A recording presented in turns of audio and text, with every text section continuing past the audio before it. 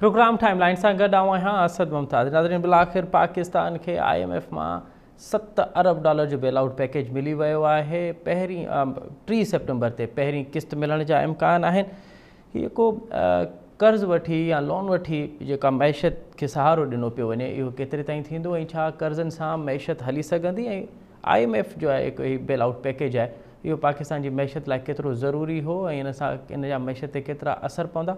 Programme जिन से असां इन ते ॻाल्हाईंदासीं। इन ते बि ॻाल्हाईंदासीं त डॉक्टर शाहनवाज़ जे मर्डर जे हवाले सां इंक्वायरी कमेटी जी रिपोर्ट अची वई आहे। उन रिपोर्ट में छा आहे, पुलिस ऑफिसरनि लाइ उन रिपोर्ट में छा छा ॼाणायो वियो आहे ऐं फैमिली लाइ कहिड़ियूं सजेशन्स ॾिनियूं वियूं आहिनि, इन ते बि ॻाल्हाईंदासीं। पर पहिरियों ॻाल्हायूं था IMF जे बेल-आउट पैकेज ते। ऐं इन वक़्तु असांखे प्रोग्राम में जॉइन कयो आहे अतीकुर रहमान साहब। पाण कंहिं तारफ़ा मोहताज न आहिनि, मुल्क जा मुमताज़ मुआशी माहिर आहिनि। ऐं उन सां गॾोगॾु असांखे जॉइन कंदो इंजीनियर अब्दुल जब्बार मेमन साहब, और मुल्क जा मुमताज़ मुआशी माहिर हैं।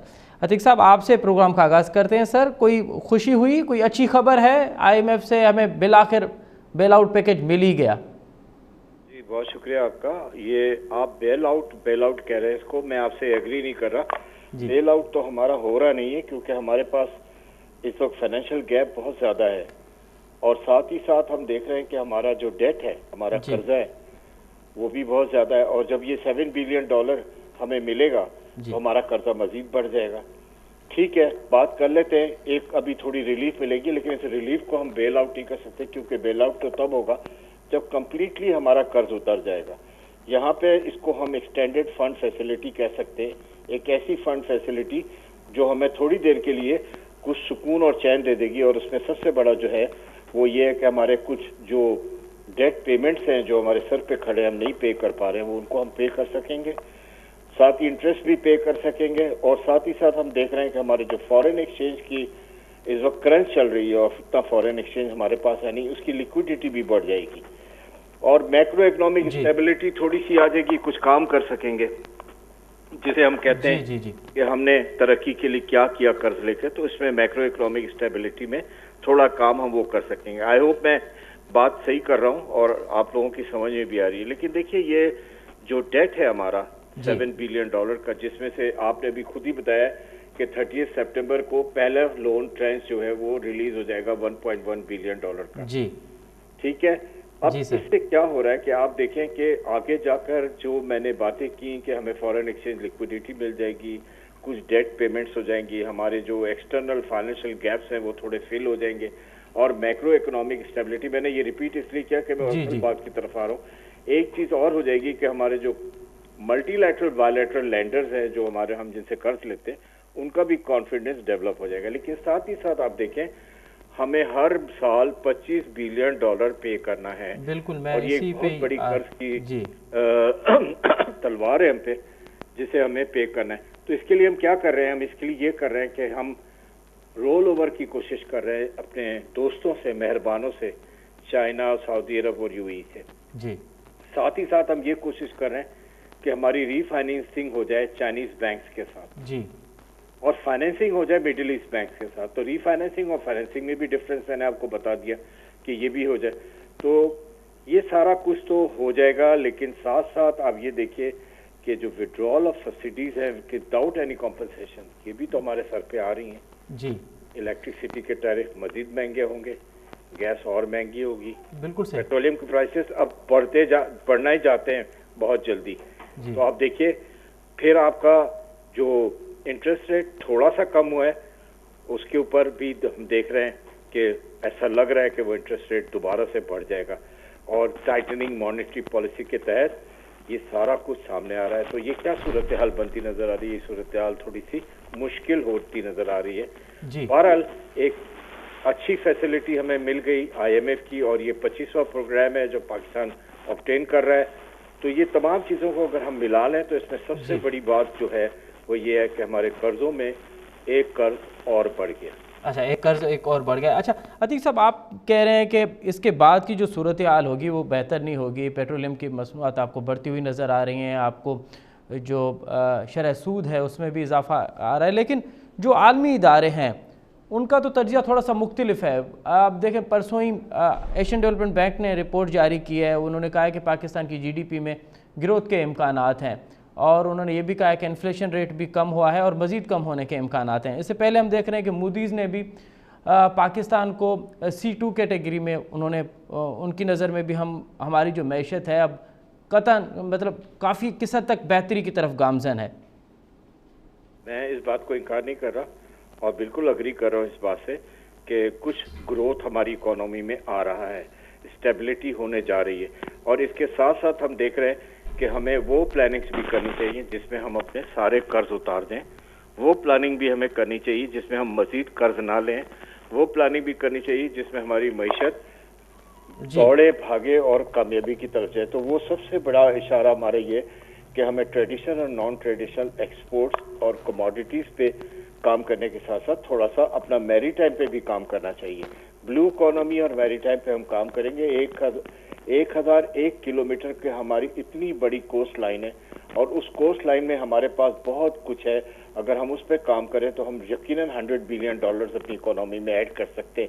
اس سے ہم اپنا قرضہ بھی اتار سکتے ہیں اور اس سے ہم اپنے جو آنے والی معیشت میں ہماری جو بیک ہول ہے، جو شارٹ کمنگز ہیں، ان کو بھی ہم پورا کر سکتے ہیں۔ دیکھیے ہمارے میری ٹائم پہ ہمارے پاس میری ٹائم اینیملز ہیں، ہماری فش ہے، میری ٹائم پلانٹس ہے، اور سب سے بڑھ کر ہمارے منرل ریسورسز ہیں۔ ان کو نیگلیکٹ نہیں کرنا۔ جہاں منرل اور مائننگ کی باتیں ہو رہی ہیں، IT کی باتیں ہو رہی ہیں، ایگریکلچر کی باتیں ہو رہی ہیں، وہاں پہ ہمیں اپنی میری ٹائم کی باتیں ہر وقت کرنی چاہیے۔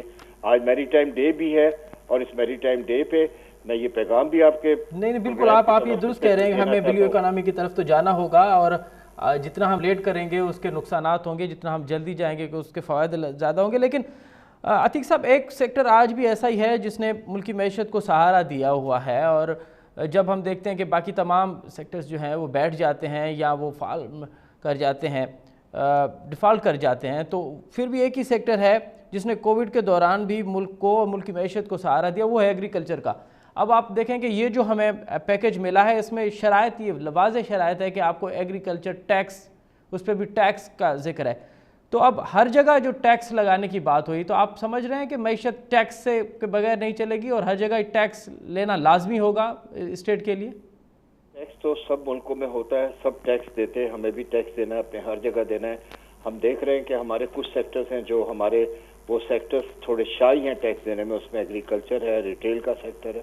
ان کو آنا پڑے گا ملکی معیشت پہ پارٹیسپیٹ کرنے کے لیے، اور بہت تیزی سے آنا ہوگا اور یسٹرڈے بیسس پہ آنا ہوگا تاکہ ملکی معیشت کو سنبھالا جا سکے۔ اس پہ بڑی کوششیں ہو رہی ہیں، ایسی بات نہیں ہے کہ ان باتوں کو کہنے کا مطلب یہ ہے کہ اس پہ کوئی اتنی ڈیولپمنٹ نہیں ہو رہی، اس پہ بہت کام ہو رہا ہے۔ تو ایگریکلچر کو بھی ٹیکس نیٹ پہ آنا ہوگا اور ساتھ ہی ساتھ ریٹیل سیکٹر کو بھی ٹیکس پہ آنا ہوگا۔ میں اپنے پچھلے پروگرام میں بھی کہہ چکا ہوں کہ ریٹیل سیکٹر کا جو سائز ہے وہ بہت بڑا ہے اور اس سیکٹر سے جو ہم ریونیو کلیکٹ کرتے ہیں وہ بہت چھوٹا ہے۔ تو کسی نہ کسی طرح ریٹیل سیکٹر کو بھی ہمارے ریونیو کلیکشن ٹارگٹس میں پارٹیسپیٹ کرنا پڑے گا۔ اگر ہم اپنے ریونیو کلیکشن ٹارگٹس پورے کر لیں گے جن کی ہر وقت شارٹ فال ہوتی ہے تو ہوتا کیا ہے کہ ہم اپنے فزیکل ڈیفیسٹ میں دھستے چلے جا رہے ہیں اور آدھا ہم قرض اتار دیتے اپنا ریونیو سے سود دے دیتے اور آدھے ریونیو سے ہم اپنی ملک کی اکانومی چلانے کی کوشش کرتے ہیں جس میں ڈیولپمنٹ ایکسپینڈیچر بالکل نیگیٹ ہو جاتا ہے۔ تو ہمیں یہ ساری چیزیں دیکھنے کے لیے ریونیو کو بڑھانا ہے اور ریونیو کو بڑھانے کے لیے FBR کو بھی اپنا کردار ادا کرنا پڑے گا۔ جو ٹیکس نیٹ پہ ہیں، جو ٹیکس پے کر رہے ہیں، ان کو عزت دینی ہوگی، ان کو آگے بڑھانا ہوگا اور ان کو فیسیلیٹیٹ کرنا ہوگا۔ یہ ساری چیزیں کریں گے تو لوگ جب دیکھیں گے کہ ٹیکس نیٹ پہ آنے والے لوگوں کو اچھی سہولتیں مل رہی ہیں، ان کی عزت دی جا رہی ہے، ان کا وقار بلند ہو رہا ہے، ٹیکس دینے سے عزت مل رہی ہے، تو خود بخود لوگ ٹیکس نیٹ میں آنے کی کوشش کریں گے۔ آپ نے FBR کا ذکر کیا عتیق صاحب، تو گزشتہ دن ہی FBR کے حوالے سے بڑی ٹائٹ خبر ملنے کو ملی کہ نان فائلر جو کیٹیگری ہے انہوں نے نان فائلر کی کیٹیگری ہی ختم کر دی، اور اس کے علاوہ جو اس میں شرائط رکھی گئی ہیں اور جو سختیاں رکھی گئی ہیں اس میں آپ وہ جو بیسک رائٹس ہیں ہمارے ان کا بھی ذکر کیا گیا۔ تو آپ کیا سمجھتے ہیں کہ اس طرح سے یہی طریقہ بچا ہے FBR کو ٹیکس کی وصولی کا؟ سر میں اس میں کوئی کمنٹ دینا نہیں چاہتا، لیکن ایک بات ضرور بس سے کہوں گا کہ پورا ملک ٹیکس دیتا ہے، ڈائریکٹ اینڈ انڈائریکٹ ٹیکس کی شکل میں۔ انڈائریکٹ ٹیکس کی شکل میں 98% پاپولیشن ٹیکس دیتی ہے اور ڈائریکٹ ٹیکس کی شکل میں جو لوگ ٹیکس دے رہے ہیں، اب کوشش ان کو یہ کرنی چاہیے، سجیشن ہے میری جی آگے دیکھیں، بات ساری یہی ہے کہ جو ڈائریکٹ ٹیکسز ہے ان کو بڑھائے اور انڈائریکٹ ٹیکسز کو کم کرے تاکہ جو کامن مین ہے اس پہ برڈن کم ہو۔ یہ تو آپ بالکل درست کہہ رہے ہیں کہ ڈائریکٹ اور انڈائریکٹ ٹیکس کا معاملہ، لیکن عتیق صاحب جو بڑا مسئلہ ہے اس معیشت میں آج بھی، جو اس وقت پاکستان کو جو بڑے مسائل، معیشت کو جو بڑے مسائل ہیں، اس میں امپورٹ کا جو بل ہے وہ مسلسل کم نہیں ہو رہا۔ آپ کی کیا سجیشنز ہیں کہ ایکسپورٹ کو کیسے بڑھایا جائے، اور کیا پھر اس صورتحال میں ایکسپورٹ کے بڑھنے کے امکانات بھی ہیں جب آپ کی انڈسٹری میں ہر روز ایک خبر آتی ہے کہ یہ انڈسٹری جو ہے وہ اس نے بند ہو رہی ہے، یہاں پہ یہ فیکٹری جو ہے وہ اس نے مینوفیکچرنگ پلانٹ اس کا بند ہو رہا ہے؟ آپ سمجھتے ہیں کہ اس صورتحال میں ایکسپورٹ بھی بڑھے گی اور امپورٹ بھی کم ہونے کے حوالے سے آپ کے پاس کچھ تجاویز بات کی؟ اور آپ دیکھیں کوئی نئی بات تو میں نہیں کر رہا ہوں کہ امپورٹ سبسٹیٹیوشن انڈسٹری کی امپروومنٹ کے لیے میں نے ہمیشہ بات کی ہے۔ آپ کی امپورٹ سبسٹیٹیوشن انڈسٹری گرو کرے گی، را مٹیریل لوکلی بنے گا تو آپ آٹومیٹیکلی آپ کا امپورٹ کم ہوگا اور آپ کے made in Pakistan and produce of Pakistan میں ڈیولپمنٹ آئے گی۔ اور جب یہ ڈیولپمنٹ آئے گی تو آپ دیکھیں کہ آپ کو اس کے لیے کچھ کرنا ہوگا، اور میں نے کہا کہ 5 سال کے لیے امپورٹ سبسٹیٹیوشن انڈسٹری اور ویلیو ایڈڈ انڈسٹری کو ٹیکس ہالیڈے دے دینا چاہیے، ان کو وہ خوشحالی ملنی چاہیے جس سے یہ اتنا گرو کرے کہ اس میں اکنامک زونز اور انڈسٹریل زونز کا بھی ذکر کروں گا کہ ان کے بھی ہونے کی بہت سخت ضرورت ہے، ون ونڈو آپریشن کی بھی ضرورت ہے، اور تمام فیسلٹیز وہ ملنی چاہیے۔ تو آپ دیکھیں آٹومیٹیکلی جو کمپٹیشن میں عزت ہماری ایکسپورٹ نبر آزما ہے انٹرنیشنل ٹینڈرز کے ساتھ، وہ آٹومیٹیکلی ہم سبسیڈائز کر کے کام کرنے میں کامیاب ہو جائیں گے اور ہم اپنی ایکسپورٹس کو مینٹین کرنے میں۔ دیکھیں ایکسپورٹ کا ٹارگیٹ تو ہمیشہ $60 بلین، اور ابھی میں نے میری ٹائم سے $100 بلین ایڈ کرنے کی بات کی، تو اس میں وہ ایکسپورٹ بھی شامل ہے۔ تو یہ ساری چیزیں ہیں، یہ نئے نئے سیکٹرز کو اگر ڈیولپ کیا جائے، ہمارے فشریز کو کیا جائے، ہمارے سی فوڈ کو کیا جائے، اور جو کیا نام ہے اس کا میری ٹائم اینیملز ہیں، جو فش کے علاوہ بھی بہت ساری چیزیں ہیں، ان کو دیکھا جائے تو یہ ساری چیزیں خود بخود، اور سی پلانٹس کی طرف دھیان دیں۔ دیکھیے ہماری کوسٹ لائن، ہمارا اوشن، ہمارے سی، یہ سب کا سب نیچرل ریسورسز سے اور ٹوریزم سے بھرا پڑا ہے۔ ہمارے پاس ایسے دلچسپ مقامات ہیں، اتنی اچھی جگہیں ہیں جو ہم سمندر کے کناروں پہ اور کوسٹ لائنز پہ اپنے، جن کو ابھی تک ہم نے ایکسپلور نہیں کیا ہے۔ آج میری ٹائم ڈے ہے، میں ریپیٹ کر رہا ہوں، اس میری ٹائم ڈے پہ بہت ضروری ہے کہ ہم میری ٹائم کے سارے ایکسپیکٹس پہ کام کریں، اور انشاءاللہ تعالیٰ آپ دیکھیں گے کہ اکنامی کی خود بخود گرو ہوگی جب ہماری بلو اکنامی گرو ہوگی۔ بہت شکریہ عتیق الرحمان صاحب، بڑا تفصیلی طور پہ آج جو بیل آؤٹ پیکیج ملا ہے اس حوالے سے اپنا تجزیہ دے رہے تھے۔ پروگرام دیکھتے ہوئے دوں پہ آئیں اساں کے جوائن کیا ملک جو ممتاز معاشی ماہر جناب انجینئر عبدالجوار میمن صاحب۔ میمن صاحب پروگرام میں خوش آمدید سر۔ انجینئر صاحب مجھے آواز آواتی اچھے پہ وہاں مجھے بدھو پیا پلیز؟ جو آواز اچھے پہ جی انجینئر صاحب کیے پہ ڈسو بلاخر یا سٹھی خبر اچی وئی تو $70 ارب وہ قرض اوان کے ملو ہے IMF میں، چھا ہن سا کو معیشت کے سہارو تھیندو اوان سمجھو پیا کچھ بہتری اچن امکان ہے؟ ॾिसो जेको IMF जो कर्ज़ो हो मुंहिंजे पंहिंजे ख़्याल में उन जे हवाले सां त उन जा कहिड़ा असरात या कहिड़ियूं उहे ज़रूरतूं आहिनि जेके असांजे मुल्क लाइ जेके चइजे त प्रायोरिटीज़ थी चुकियूं हुयूं, उन्हनि मां नंबर 1 इहो हो त हिकिड़ी सिमाए जेके चइजे त सिमाए या डिमाए ऑफिशियल हिकिड़ी सिचुएशन जंहिंमें असां डिफॉल्ट खां बचूं, हिकिड़ी उहा सिचुएशन जंहिंमें असांखे कमर्शियल बैंक्स ऐं ॿियनि हंधनि ते जेके बॉन्ड्स वग़ैरह असां फ्लोट कयूं था उते का असांजी पज़ीराई थिए, ऐं IMF जे अचण जे करे उहे मुल्क असांखे टोटली हिकिड़ो रिस्कफुल कंट्रीअ जे बजाए हिकिड़ो IMF सर्विलेंस ऐं मॉनिटर्ड कंट्री जे तौर ते असांजी शनाख़्त कनि। हाणे इन्हनि ॻाल्हियुनि जी ज़रूरत जेका आहे सा उन खां अलावा जेका टी जहत जेका आहे जिते इन कवरेज जी IMF जे लोन जी ज़रूरत हुई उहा हुई त असांजे जेके बायोलेटरल ऐं मल्टीलेटरल ऐं ॿिया कसीरुल जहती जेके बि इदारा आहिनि, वर्ल्ड बैंक खां वठी, डेवलपमेंट खां वठी, IFC खां वठी, इवन असांजा जेके सियासी तौर ते मां चवंदुसि अहमियत जा हामिल जिन सां असांजी दोस्तियूं आहिनि, सऊदी अरेबिया आहे, यूनाइटेड अरब एमिरेट्स आहे, ऐं प्लस चाइना जो ज़िक्र करण बि तमामु ज़रूरी आहे छो चाइना जा काफ़ी इंट्रस्ट आहिनि असांजे मुल्क में।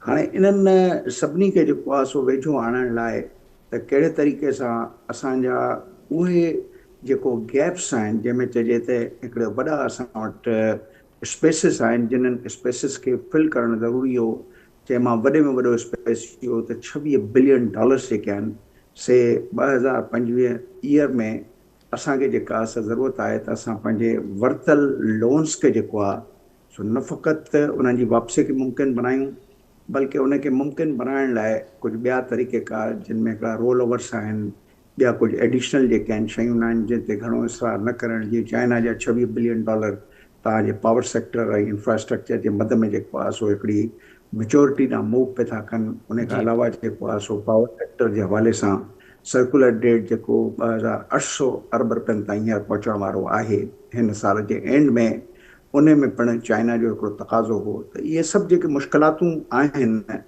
कंहिं मुल्क जे बजट खे हलाइण लाइ या मुल्क हलाइण लाइ, उन्हनि सभिनी मुश्किलातुनि जो हल जेको आहे सो IMF खे ॾिठो वियो हो।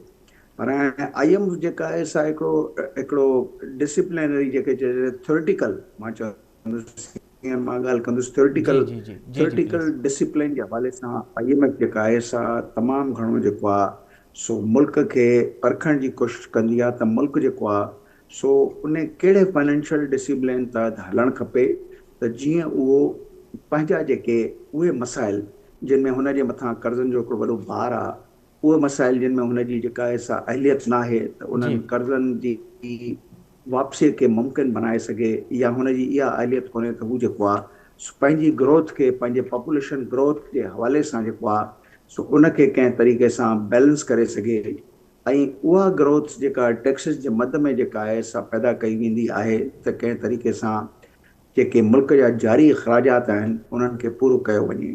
त इन सॼे डिसिप्लिन जे हवाले सां जेको आहे सो IMF तव्हांखे यादि हूंदो जेको स्टाफ लेवल ते जेको बि प्रोग्राम थियो उन जा 2 पेजिस तव्हां गौर सां पढ़ो। उहे प्रोग्राम एक्चुअली हिकिड़ो रिफॉर्म्स एजेंडा आहे त पाकिस्तान खे जेकॾहिं ज़रूरत आहे इन IMF प्रोग्राम जी, पाकिस्तान खे इन रिफॉर्म एजेंडा खे फॉलो करणो पवंदो।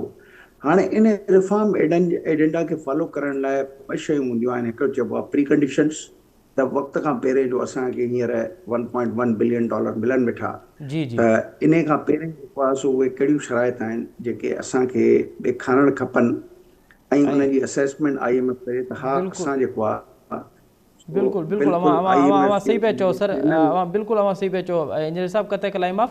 अच्छा, शर्तनि जे हवाले सां त वज़ीर आज़म भी वज़ाहत कई आहे ऐं वरी ख़ज़ाने वारे वज़ीर भी वज़ाहत कई आहे, त उहे तमामु शर्तूं जेके IMF रखियूं उहे सभु पूरियूं कयूं आहिनि। अच्छा, इहो ॿुधाइजो इंजीनियर साहब, हाणे इहो को पैकेज असांखे बेल आउट पैकेज मिलियो आहे ऐं हिन खां हिकु प्रीवियस पैकेज हो, अव्हांखे बुनियादी तौर ते हिन ॿिन्हिनि पैकेजिस मां डिफ्रेंशिएट अगरि कयो त अव्हांखे फ़र्क़ु कीअं नज़र पियो अचे त हिन पैकेज ऐं उन पैकेज में बुनियादी फ़र्क़ु कहिड़ो आहे?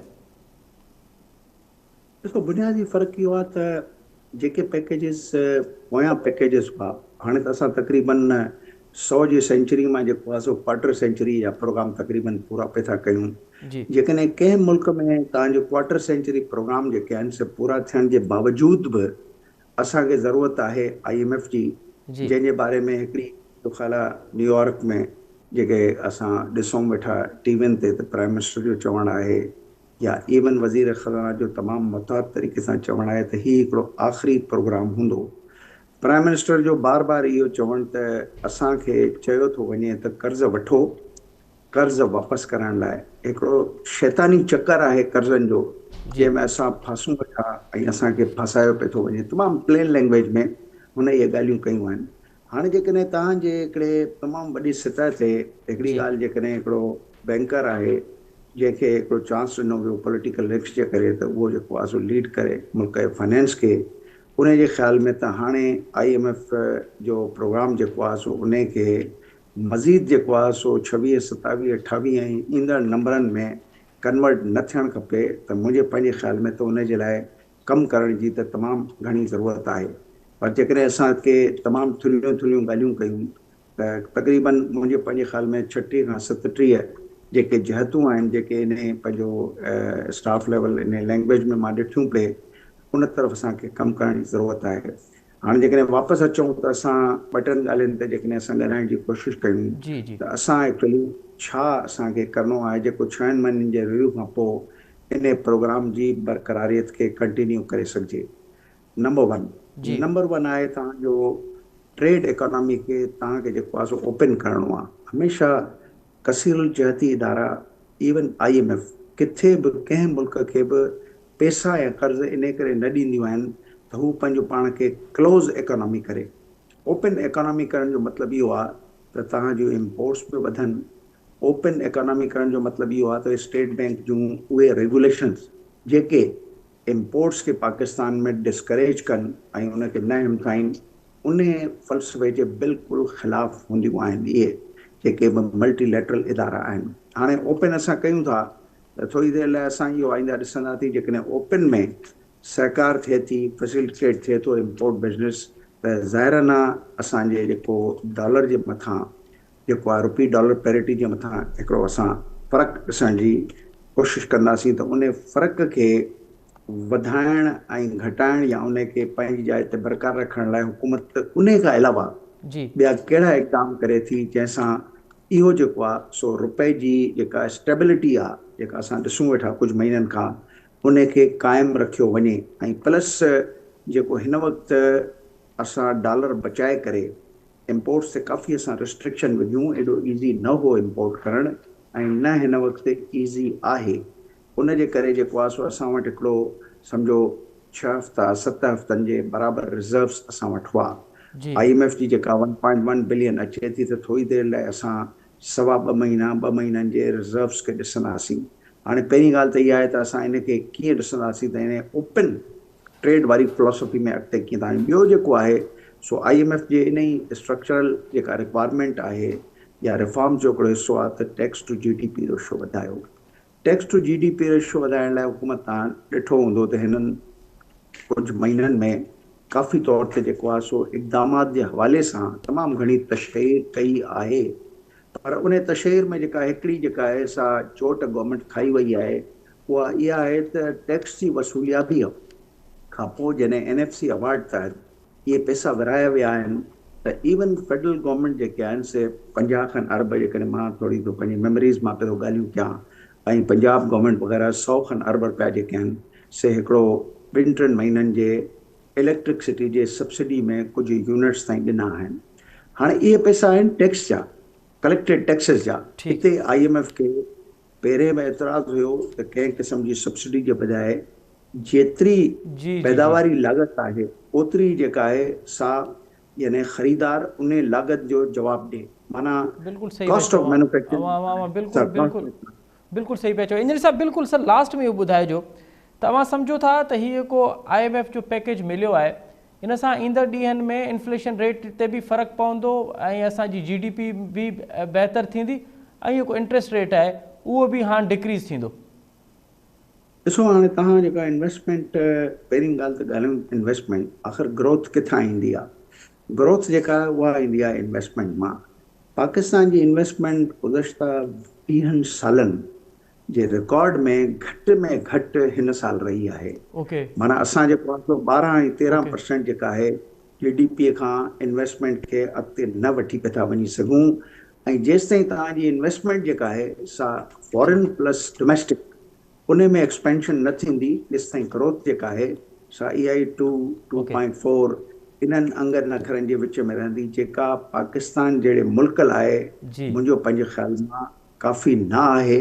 छाकाणि त हिते जेके मसाइल आहिनि उहे मसाइल आहिनि त ग़रीब जेको आहे उनजी लेवल जेका आहे बिल्कुलु सही पिया चओ। ऐं जंहिं तरीक़े सां मैशत आहे उन हवाले सां हीअ जेको IMF जो पैकेज त मिलियो आहे, पर इहो पैकेज बि दर हक़ीक़त इन करे आहे त हीअ कर्ज़ु वठी ॿियनि कर्ज़नि जी अदायगी तौरु इस्तेमालु थींदो। हाणे ॾिसणो इहो आहे त इन खां पोइ मैशत ते कहिड़ा असर था पवनि, छा GDP जी ग्रोथ में हीअ कर्ज़ जेके आहिनि उहे फ़ाइदेमंद थींदा या वरी इन सां इन्फ्लेशन रेट में कमी घटिताई ईंदी। ऐं वरी इंट्रस्ट रेट जेको तमामु वॾो मसइलो लॻो पियो आहे, ख़ासि करे जेके इन्वेस्टर्स आहिनि, जेके कारोबारी माण्हू आहिनि उन्हनि लाइ, त इंट्रस्ट रेट जेसिताईं सिंगल डिजिट में नथो अचे तेसिताईं कारोबार करण बि अहिड़ी सूरत हाल में ॾाढो ॾुखियो हूंदो। वॾी महिरबानी साईं इंजीनियर अब्दुल जब्बार मेमून साहब, साईं अतीक़ रहमान साहब, ऐं ॿिन्हिनि मौज़ूअ में वञी वॾी महिरबानी।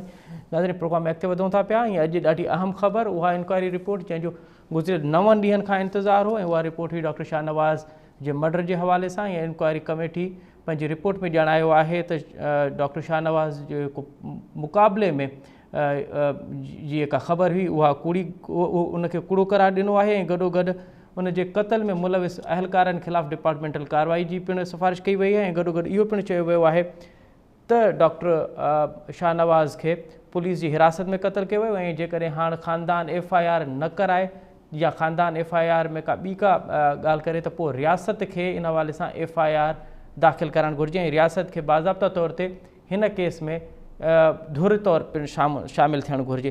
प्रोग्राम जे हिन हिसे में असां इन ते ई ॻाल्हाईंदासीं त हिन रिपोर्ट में आख़िर आहे छा, ऐं ॿियो त हिकिड़ी ॿी का घुर हुई त हिन मामले जी जुडिशल इंक्वायरी थियणु घुरिजे त हिन रिपोर्ट खां पोइ जुडिशल इंक्वायरी लाइ अञा कहिड़ा स्टेप घुरिबल आहिनि ऐं अदालत में बि केस हले थो पियो त अदालत में बि इन हवाले सां छा पियो थिए इहो ॼाणींदासूं। हिन असांखे प्रोग्राम में जॉइन कयो आहे अलीपल साहब, पाण वकील बि आहिनि ऐं हिन मामले में कोर्ट में बि वियल आहिनि। अलीपल साहब, प्रोग्राम में ख़ुशि आमदीद सर। अली साहब, मुंहिंजो आवाज़ अवां ते अचे पियो? मुंहिंजो आवाज़ अवां ते अचे पियो? बिल्कुल मुझे आवाज़ अच्छे जी जी जी जी अली साहब, सब खां पहिरियां त ही रिपोर्ट आई आहे, अवां वकील भी आयो हिन मामले में, सब खां पहिरियां त हिन रिपोर्ट खे अवां कीअं पिया ॾिसो? छा अवां सम्झो पिया त जेको असांजो मौक़िफ़ हो ऐं जेको असां पिया सम्झोसीं त रिपोर्ट इत्मिनान जोगी आहे? ॾिसो, जेको माहौल हो शक शुबे जो, इहे असांखे फियर्स हुआ, एप्रीहेंशन्स हुआ त पुलिस वारा आहिनि ऐं रिपोर्ट उहा न ॾींदा, खून छॾींदा जी, ऐं या सियासी जेके आहिनि कंप्रोमाइज़िस थींदा। हाणे उन में उहे फियर असांजा जेके वॾा वॾा फियर्स आहे उहे त रिमूव थी विया त न ईअं कोन्हे। सिविल सोसाइटी जो जेतिरो स्ट्रॉन्ग रोल रहियो, माण्हू गॾु थी विया, फैमिली सां बीह रहिया, उमरकोट में वॾा इज्तिमा थी विया, सिविल सोसाइटी जा पिटीशनूं, प्रेस कॉन्फ्रेंसूं, त जेका रिपोर्ट आई आहे उन में आउं सम्झां थो 70% रिपोर्ट अप टू एक्सपेक्टेशन आहे त हिननि स्पेयर न कयो आहे हिननि खे।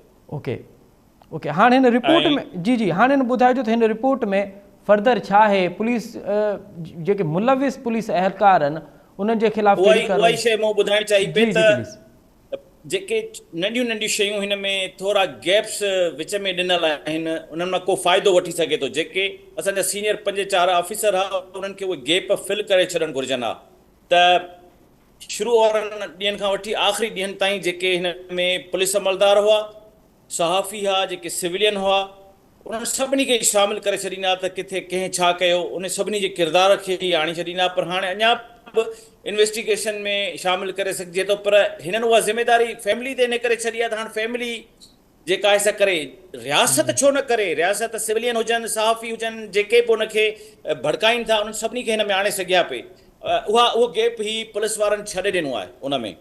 ऐं हिकिड़ी पर्टिकुलर ज़िमेदारी पुलिस ऑफिसरनि ते हिकिड़ी फिक्स कनि हा, हर पुलिस ऑफिसर ते त हीअ हिन जी ज़िमेदारी हुई, हिन जी, त उहा फिक्स न कयूं, रहिजी वई आहे हिननि खां। पोइ 31 पेजनि वारी का अञा छा अॻिते रहियल हुजे शायदि, जेका मूं न ॾिठी आहे, हिननि पेजनि में उहा शइ न आहे।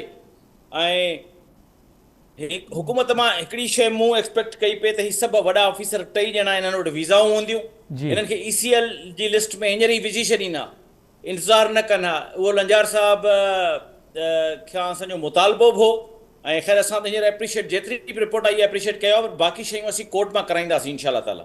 अच्छा अलीपर साहब, हाणे इहो ॿुधाइजो त FIR हिन वक़्त ताईं दर्ज न थी आहे, त अव्हां वकील बि आहियो, अव्हां छा पिया सम्झो त FIR हाणे अव्हां जी ख़ानदान खे बि छा सलाह हूंदी त ख़ानदान हाणे इनिशिएटिव वठे हिन में FIRs में?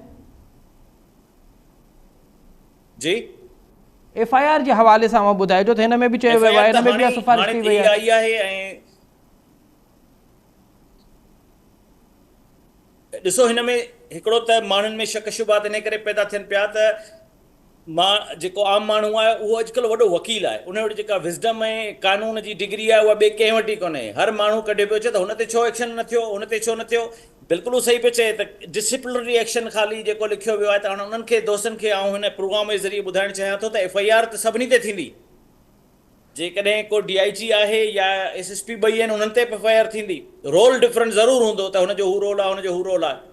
ऐं उन में कुझु शयूं जेके भरण जूं हूंदियूं उहे असीं लीगली फैमिली खे ॿुधाईंदासीं, उहे त हाणे मीडिया में हिन शो ते नथियूं ॿुधाए सघजनि, जी जी, छो जो उन्हनि जो वरी पोइ वरी को फ़ाइदो वठंदो कोन जो।